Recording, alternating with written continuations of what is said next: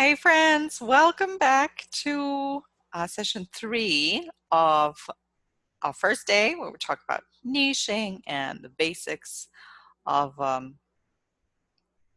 finding your client, defining your niche, standing out online.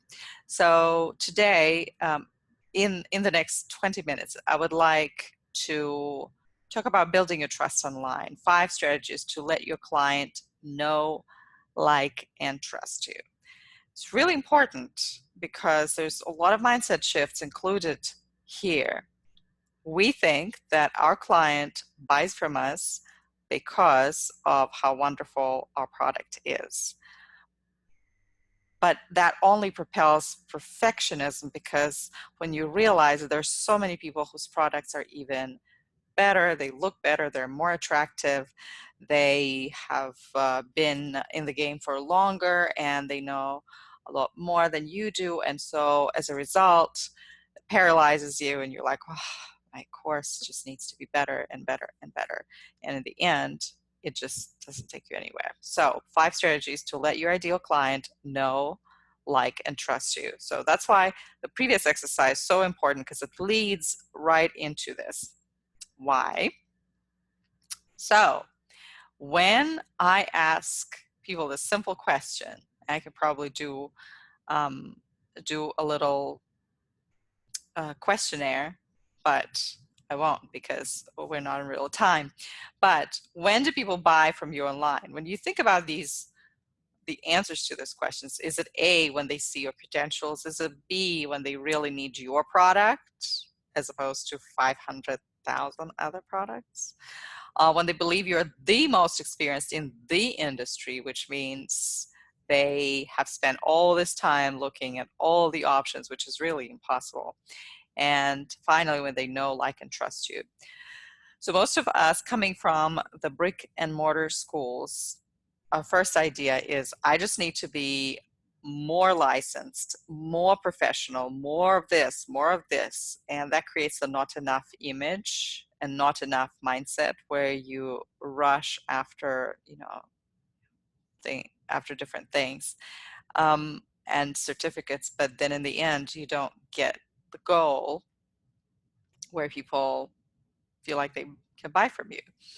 But the thing is, people don't ever look at your credentials. Years ago, actually it was 2010, when I realized that I would really like to do coaching for online teachers, because I had just started doing some of it, but really on a smaller scale. I had received a grant from the US Embassy to help people develop online and use online methods, help online English teachers. And so I thought, well, but how are people going to listen to me, to my expertise, if I don't have a business certificate? And so off it went, where I was online looking for these business schools. And business schools, of course, cost a lot of money. But I thought, maybe if I just get one certificate, and I found the program, which costs like $4,000. And I thought, I'm just, it's fine. It takes me 2 years. I will go through it. But then I will have this little badge. And I was happy to talk to one of my friends who had an MBA, and he asked me, why do you want to do it? I said, well, I have these clients, they're online English teachers, and they want to start their businesses, and I've been helping them, and I sort of see that I can tell them something about this, like I can tell them how to find clients, how to start blogging using easy tools without sitting around and waiting for their perfect time, etc. And and so he's like, so you already have clients? I said, yeah, they're teachers. And he said, so they paid you? I said, yeah, they paid me, but I really need this certificate. And he said, you know, many people who have certificates and MBAs don't have what you have, and that is clients. And he said, you just need to work with your clients and be confident about what you have. And that just struck me. And ever since then, I I have obviously developed, and I've taken courses and programs, but I've learned a lot about business side of online language teaching in particular. But one of the things that still stuck with me is this idea you don't need more credentials. If you have clients, you're enough. That means people have known and liked you enough to trust you and trusted you enough to give their money to you. So people buy from you online when they know, like, and trust you. This is really important. It's the main takeaway from this session. We can pretty much close here, but no, we can go on.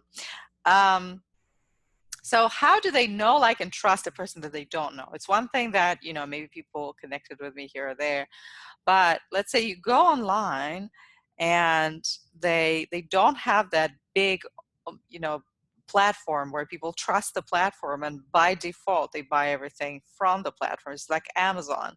They trust Amazon, so whoever sells on Amazon sort of is cleared by Amazon, right? So, but if you have your own website, you don't have that much traffic. How do people know, like, and trust you? You are present and you are helpful. You need to show up, comment, cheer people up.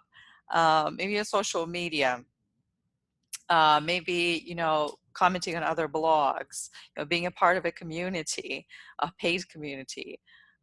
You need to be present and helpful. You can't be hiding somewhere for 6 months creating a course, that come out and say, hey, I created a course. That doesn't work like that, because then people don't know and they're like, well, why should I buy this? I don't even know this guy. On the contrary, if you are there, you're commenting, you're cheering people up, you are sincere about this, you're not just like putting stuff out there.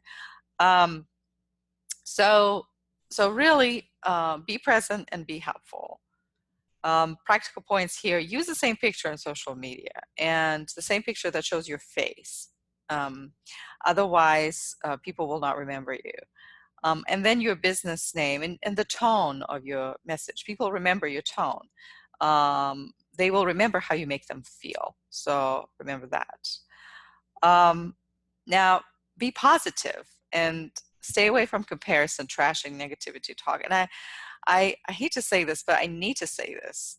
But that generally comes from the time when people are not certain in their positioning. You remember the axis exercise that we did, where you know exactly where you are. You don't have to compete with these people in that corner. You can just go into a different corner. So often I hear this talk in marketing where a teacher says, well, I'm not like other teachers who are pretty much all bad, but I am good because I do this. So you don't need to trash other people in order to feel better about yourself. In fact, this is like really insecure. You can say, I am better for you if you want this, then I would be the option that my services will help you.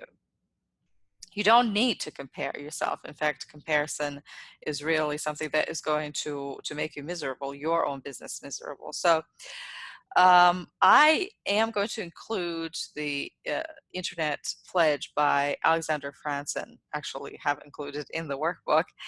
And I would like for you to read it and resonate if you need to print it out.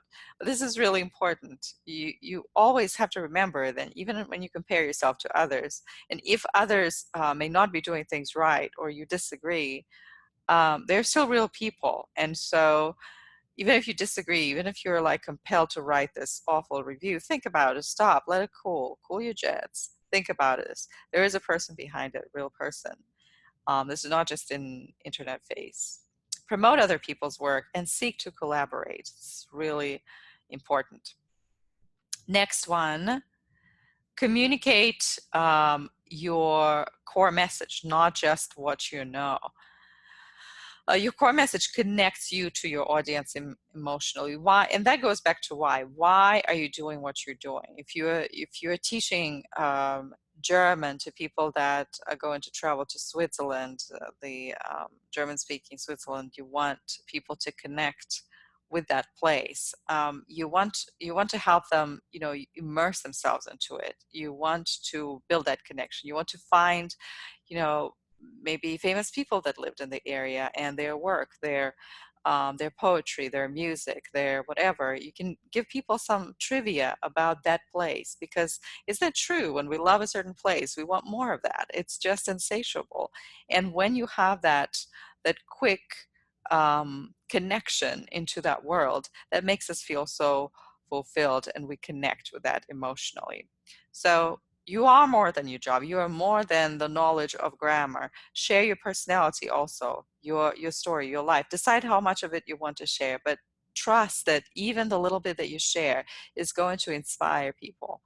And when they're inspired, they are more in tune with what you have to say, as opposed to, well, they're burdened with, oh, now I have to learn this new word of the day.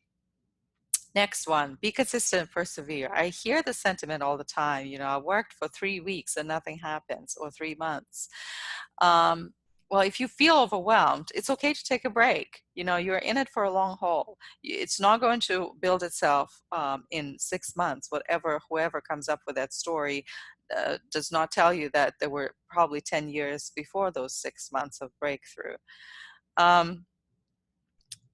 Be back, because people that you want to reach, they need to know that you are there. You feel like this is the time that nobody's watching, and people have moved on. But if they connect with your message, they really do miss you, and they make their opinion of your work. If you just, if you're not sure what you're doing, if you're like impatient, or if you're pushing people, then people feel it, they sense it, and that's not something that they really enjoy. Respect your audience. And here's one thing that I will say: don't ever feel like you have to do something that you're not comfortable when people do it to you. For example,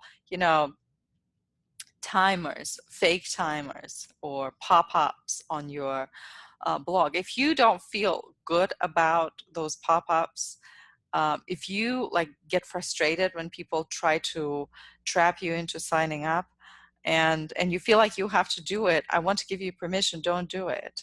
Yes, it might take you longer, but it's, you know what, it's going to take you longer anyway, so might as well do it right and feel well connected with your values, that are not compromising, doing something that is not compromising your values, that respects your ideal client, because this is how people will learn to know, will know, like, and trust you. And this is how people will buy their course, your course, from you.